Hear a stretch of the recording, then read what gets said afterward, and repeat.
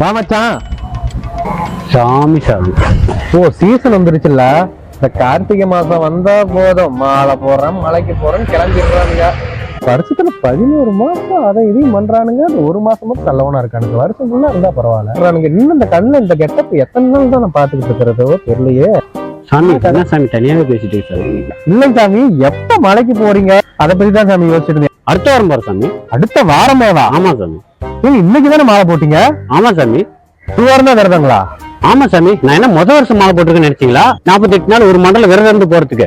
ஒருவேளை 10-15 வருஷம் போட்டிருக்குமோ? அந்த மாதிரிலாம் போட மாட்டானே இவன். சாமி எத்தனை வருஷம் சாமி உங்களுக்கு இது? 2வது வருஷம். இது 2வது வருஷம் தானா?